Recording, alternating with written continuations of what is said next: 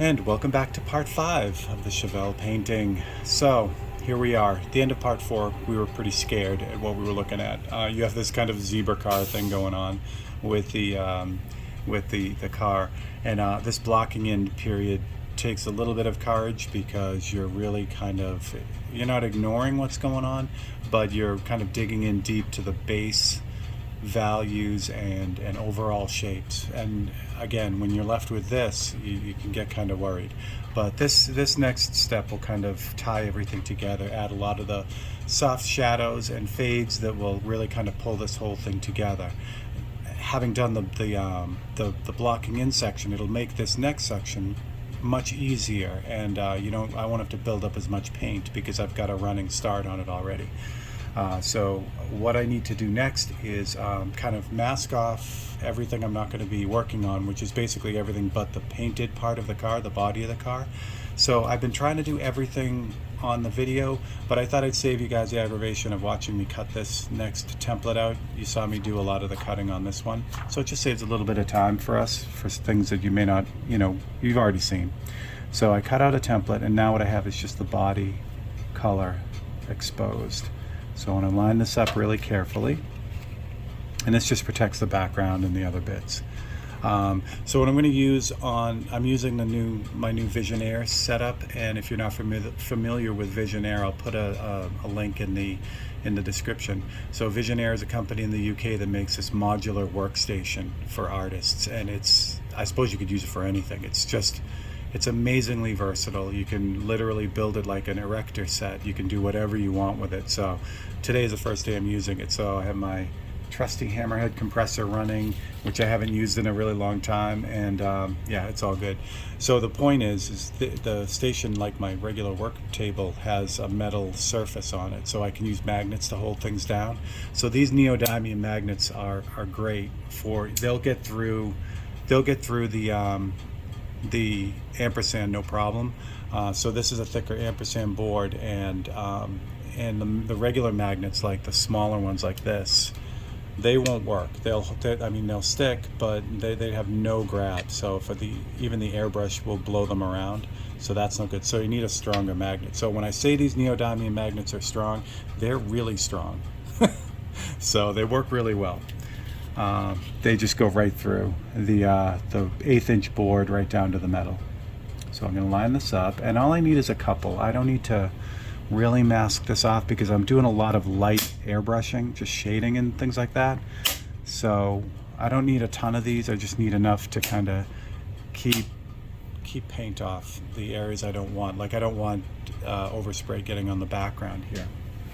All right. So what I do first is just kind of take a quick look at the photo and decide what I'm going to do here. Now there's only one spot here in the highlights that needs to be brightened a little bit, and that's up there. So it's the same deal here. For me, it's always better to put the white on first, then I don't get the blue shift, because when you cover white, it doesn't shift to any other color. When you use a transparent version of an opaque color like white on a warm surface, it has this blue shift, or turns like this weird gray, and that's just because of the nature of the little droplets of paint that make up the white paint. That just refracts the blue light and it makes it look blue. So I want to avoid that. So where I have a little bit of brighter of a highlight right in here, I'm going to actually add those in now first before I kind of keep going with the with the rest of it. So there's a little bit up here too, like on the top of the little hood scoop there too. So what I can do there is I have all my other cutouts. I save them, so that way I can still use them. And actually, you know what? I'll do this first because I don't need both of them, both of these cutout templates. I just need one at a time. I could do it, but this bench is at an extreme angle, and I don't have a whole bunch of these really super strong magnets, so I'll just pull it off so that it's nice and flush. The other thing too is I missed this little white highlight right here, so I'll grab that too. Can I cut that out? Oh, this is the dark one. I grabbed the wrong one. Here we go. It's in the folder. That would have been bad if I sprayed that. All right. So again, the nice thing is I keep all these. I keep all these, the cutouts, so I have all of them if I need them again. And I can't really see that little white cutout right there because it's because of the overspray on this. So I'll cut out a separate one for that because I do want to grab that little white highlight too. All right, so let's get this one done first. It's really, really quick. So I just want to make sure that that corner is lined up because it's this little guy right here that I'm working on. There we go, same thing. These are jumbo magnets. And it's the back side of this little highlight that needs to get the boost. So I'm going to use the 1-to-1, which is one part. Yeah. All right. So with this, I'm trying to reach this without knocking over the cameras and everything. Here we go. With this whole setup, I have new bottles, so you won't have to take my word for it. What it is, this is my working bottle of 1-to-1 white. They'll eventually be in these bottles. I just got to figure out the labels. I haven't found a label that will stick to this this type of plastic, so I'm working on that. But I'll have neat labels so you guys won't have to guess what I'm using, which will be nice. But for now, I have to take my word for it. All right, so this is 1-to-1. Airbrush out here. There we go. Okay. So that's 1-to-1 white. And I'm just going to hit the top side, the top edge of this. But I really, before I do this, I really want to make sure this is lined up. Because if this isn't lined up perfectly, then it's just, again, it's not a major disaster, but it just means there's more work to be done cleaning it up. So I'm looking at that little point right there. And that's what I want to make sure is really lined up well. Because I don't want it like a double image of that. Again, it just means, you know, clean up on aisle 7. Okay, that is good. These new airbrush holders, there are new airbrush holders on this Vision Air thing. They work great, a little too great. I'm having a hard time getting the airbrushes out of the holders. They hold really securely. All right, so we move the magnet down a little bit. Get you guys a little bit more light. There we go. That's too much light.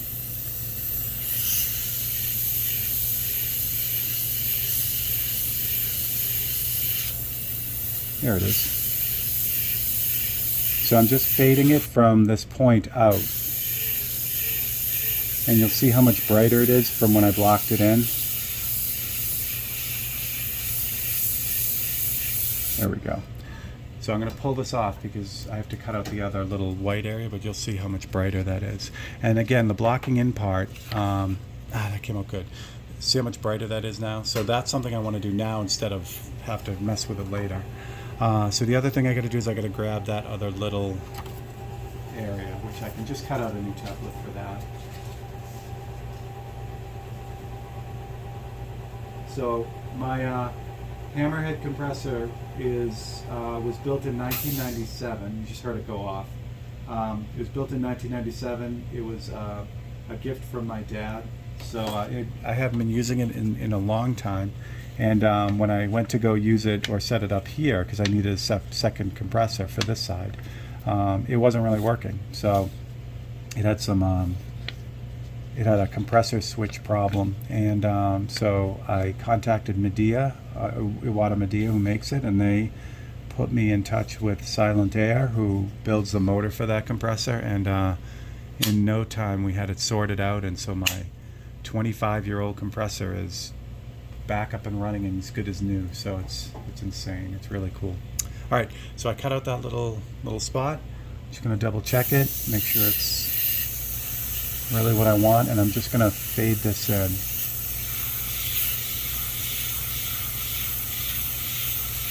And before I pull the whole thing off, I'm just going to peel back the mask and take a look to see how it blends in. I'm going to go a little bit brighter. So it's always easier to go brighter than to try to darken it later. Yeah, these airbrush holders are awesome. They won't give up the airbrush. I love it. All right.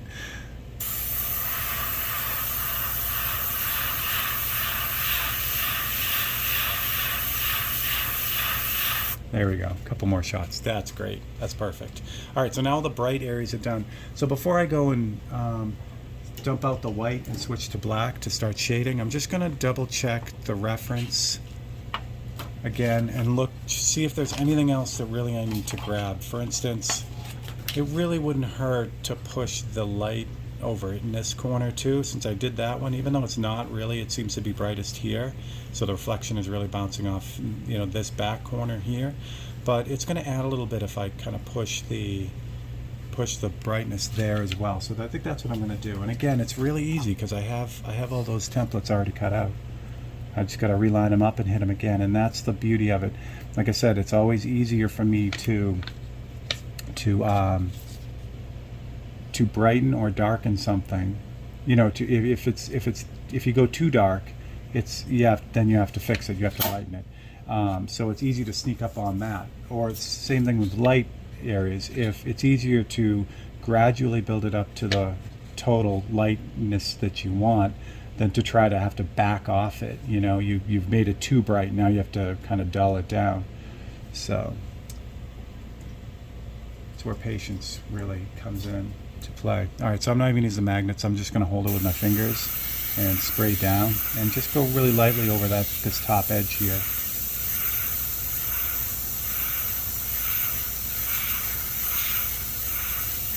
And as always, it's multiple light passes for me. That's really what gets the job done. I'm not forcing things. I'm not, you know, jamming this in there. So good. That's perfect. All right, so that's all the light areas. That's good. Got a little bit. There we go. All right, so now for the dark areas. So back to this guy here. So this is nice. It's a little bit more loose than when you're laying everything out with the templates. This is a little bit more just freehand, kind of, you know, poking around and adjusting things. So I'm going to definitely cover that. Put a magnet there. I definitely want a magnet down here because I know the ground is light, so I don't want to get any overspray. Even though this shadow is a buffer, I still don't want any overspray to get where I don't want it to be. Same thing up here. Take that, and I'll throw one on the grill. Now again, you know, I haven't even done the grill part of it yet, which is white, but still, less cleanup I have to do, the better. So I'm going to clean out the brush. Now, on the other side, I didn't think of it before I moved over here, because I have obviously my other side is set up, and I have two brushes going for paintings like this, one white and one black. So I didn't bring the other white brush over, so again, it would have been more efficient if I had one set up with white and one set up with black, but that's okay. It takes 2 seconds.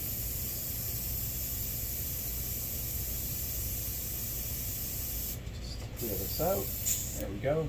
So for the black, I'm going to use 10 to 1.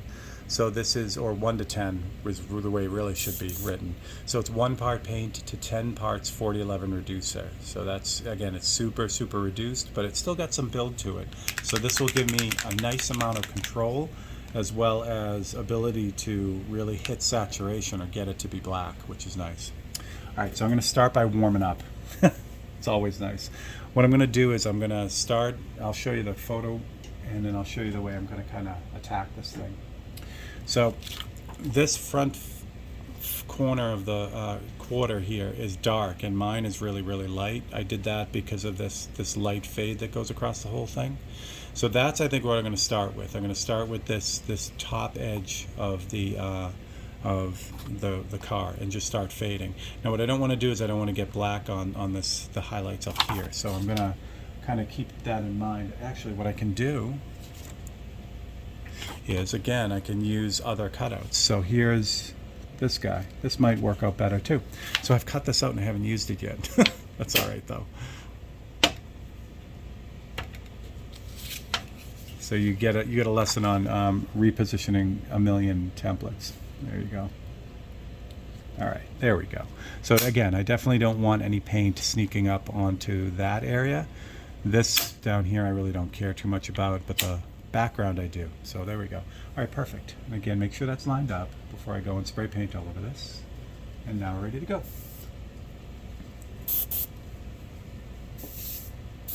So for 10 to 1, again, it's really nice and subtle. So as I start to like lay in this big long fade that goes along here, I can really take my time with it and let it build up.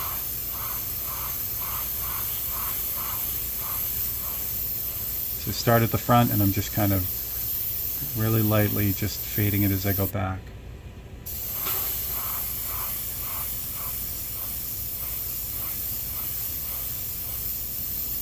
Stopping and just, taking a look at the reference and as I go, just to kind of keep my eye on it. So in the end, the front of this quarter is almost as dark as the horizon reflection, which is nice. So I know I have a ways to go. But again, I'd rather hit this like this and just really move slowly than hit it really hard. And again, then to reclaim that, to turn around and reclaim that is tough, because I'd have to literally repaint the whole thing. So I don't want that. So I'd rather sneak up on it. And that's where this 10 to 1 really, really works well. Like as I'm building this up, I'll get that to black if I wanted to, but it really is controllable.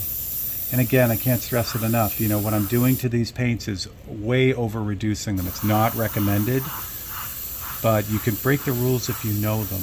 And one of the big reasons they don't want you to over reduce paint is because it loses its ability to stick. So by over reducing it, you spread out the binder so thin that it doesn't want to stick. So the reason why I can get away with that is because I treat this as just a layer in the painting. There'll be either other paint put on top of this, or at the end when I put the clear on it, which is a similar product, that'll lock everything in and keep everything where it should be. So that's kind of how you get away with it. If you were to leave this as its final surface, there's a good chance that if you drag your fingernail across this, it will scratch off. So you don't want that. All right, I don't have any of my templates with me, so I need to get this little detail back here where the rear quarter is and where it meets the door. There's a little bit of a shadow there. So what I'm going to do really quickly is look through all my templates to see if there's a rough curve that will match that, and the wheel well will probably do that. Maybe. See if I can find a smoother one. That's not cut out really smooth. Let's see what else I got.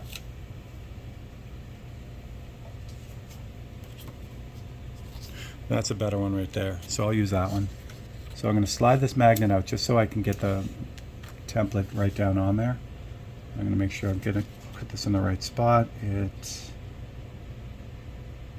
is, okay, it points right at the back seat here. So I'm going to, I will use the wheel well on this. That'll work. So it points right at the back seat, and pretty decent angle. So same thing here. I want to sneak up on this, so I'll hit it really lightly first and then pull this off to take a look at it. And it needs a little bit more. Again, I can't say it enough. The thing that really kind of gets me through this is being patient with it, not hammering it. Because again, if I go too dark with that, that's a pain in the butt to fix. I'd have to respray that whole thing. So all right, so that is pretty dark right there, but it's still okay. So I'm going to finish the fade on the back quarter now, just kind of drag that out a little bit. And then I also want to check this back section too. That's not as bright as it's brighter than it needs to be, so I'm going to extend the fade on that too. That looks good. All right, great. So already it's starting to come together, which is nice. Now the same thing down in here. There's the very front quarter here. This is pretty dark. It gets bright down at the bottom, which I've got with the white fade, but I'm going to start by fixing that too. So immediately it's darkest right near the front edge here. So I'm going to start the fade there. I want to be really conscious of this bottom area because it does lighten up as you get the secondary reflection, the light bouncing off the ground onto the bottom of the car. So I want to preserve that. I don't want to bury that. So again, just real slow and kind of build it up. Also want to watch the flare on the wheel well too. There's actually a dark separation there, but I still don't want to, Still don't want to hammer it so that it's just a ball, you know, just blown up.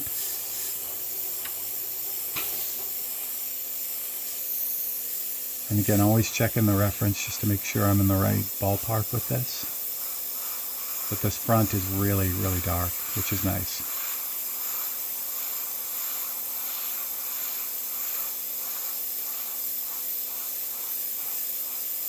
There is some shading on this, the flare on the wheel well, so I'll kind of drop that in now so I don't have to worry about it. And then back to shading this. So again, you see, it's for me, it's just layer after layer after layer and letting it like do its thing. I almost can't see the paint. I can see the wet application as I'm airbrushing, but I can't make out the layer of paint because it's so thin and refined. So that's you know, like I said, it just gives you all the control, which is nice. All right, I'm going to let that rest for a second. That's looking pretty good. So I'm going to move into the back, the door, and the rear quarter. This is a lot lighter than this guy up here, but it's still got a neat fade from top to bottom on it. So I'm going to start with that. And I want to be real conscious of this back, the upper part of the back quarter here. That's really bright, so I don't want to get paint on that. So I'm not going to mask it off. I'm just going to keep the airbrush angle down and away from it. If I attack it like this, all the overspray, the extra paint that doesn't hit there, will bounce up and kind of, you know, get all over that. So I don't want that. So I start this fade up here. What I do want to be conscious of is, again, the wheel well looks like it is bright. So what I'm going to do there, same thing. I'm going to see if I have a template that roughly matches that. This cutout that I haven't used yet. Looks like it's going to be good. So I'm going to use that to kind of finish off the wheel well flare first. So I'm just going to hold that in place and start the fade off of that. So that way I don't have to worry about it. It's already done.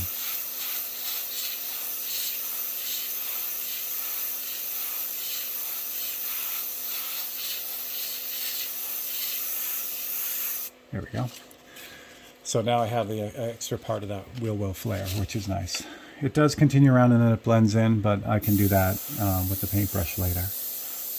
All right, so continuing on with this fade, I have this much brighter than it really is. So what I do want to keep an eye on, again, we talked about this in the other episode where the asphalt is like a light gray, but I've chosen like even a lighter color than that.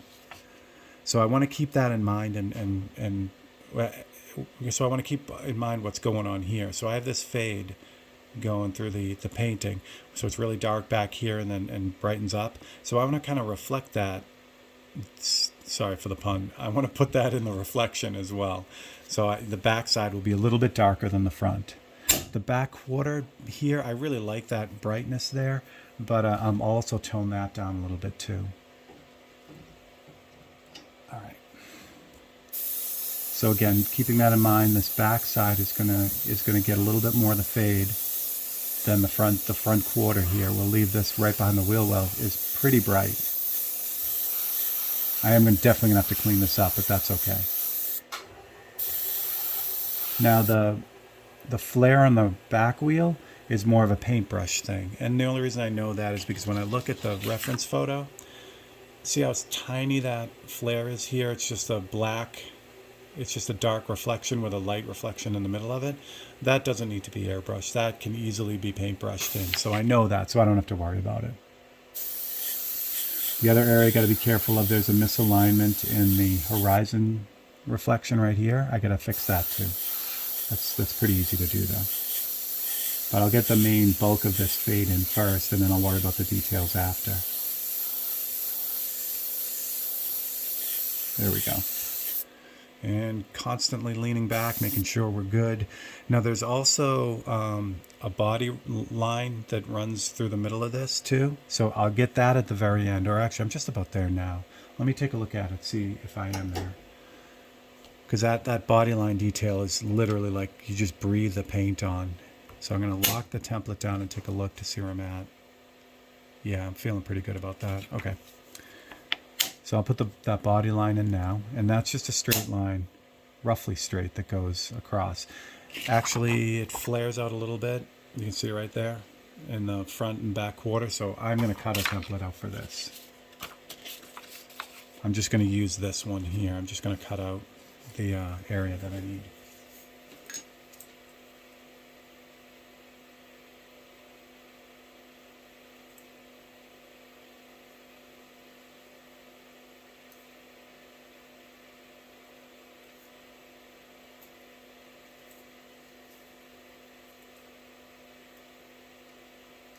Okay. So it's just I just cut out a quick template for it, and then I just folded this back out of the way so I can still use the rest of this template if I need to. So we'll just line this up real quick. Make sure we're good.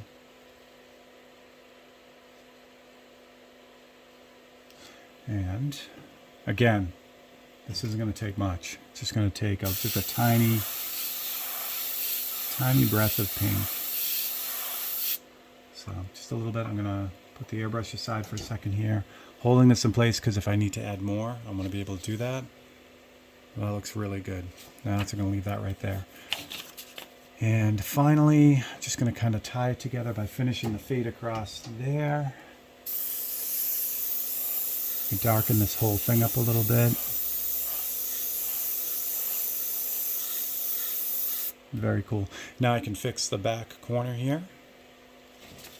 Same thing. I could just, I mean, I have all my templates on the other side, but instead of going over and grabbing them, I'll just grab a piece of one of these will work fine. So I just want to grab the end of that reflection where it was misaligned.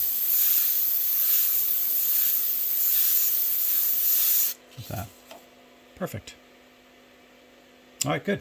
So now at this point, technically this is still really blocking in.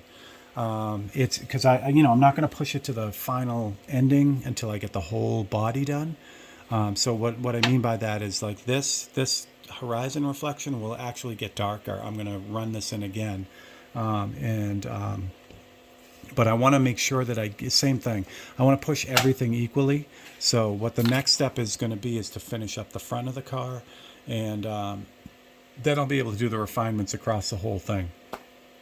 So there you go. So that's, I think, where I'm going to call it, because if I start this front side, it's going to run longer than 30 minutes, and I want to try to keep these at 30 minutes. But I won't work on this at all, when you guys aren't here. So we'll do that. But so you can see how now it's starting to come together. It's not as horrendous as it was, the zebra car look. So that's really how I end up pulling it all together. All right. So this is Open Studio. This is episode 5. If you enjoyed this, and please like and subscribe. And if you have any questions on the process, if I glossed over anything, just throw them in the comments. And I would be happy to answer those questions. Or, if you have comments, please leave them there too. All right, guys. Thank you very much for hanging out with me. And look for episode 6 coming up next week. Thanks a lot.